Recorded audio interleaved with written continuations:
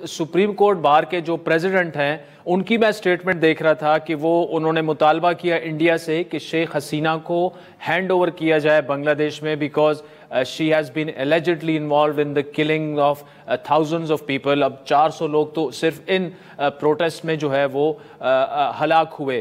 तो क्या स्टूडेंट्स भी यही डिमांड कर रहे हैं कि इंडिया से कहा जाए कि उनको हैंड ओवर किया जाए ताकि इन्वेस्टिगेशंस हो सके और उनका ट्रायल हो सके?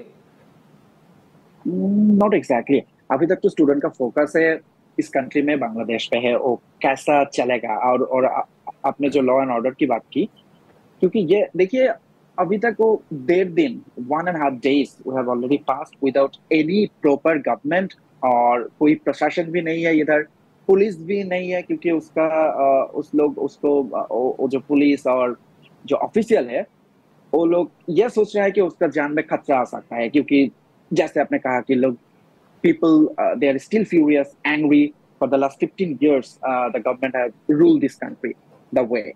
So right now what is happening in the street, like the students who have protested for the last almost 1 month, वो स्टूडेंट भी अभी रास्ते पे है। लॉ एंड ऑर्डर का जो रेस्पॉन्सिबिलिटी है उन्होंने वो खुद अपने सर में ले लिया। वो ट्रैफिक कंट्रोल कर रहा है। वो आपने देखा होगा कि वो पार्लियामेंट और बंगो भवन में जो हुआ कल तक, वो आज यू टर्न हो रहा है क्योंकि स्टूडेंट लोग वहां जा रहा है, पीपल को ये समझने कोशिश कर रहा है कि भाई ये हमारा ये स्टेट का वेल्थ है, तो हमको ये प्रोटेक्ट करना है। सो पीपल जो सम पीपल वो जो गुस्से में आकर कुछ किया और वहां से कुछ ले गया, वो लोग अभी तक आ रहा है उसको रिटर्न करने के लिए।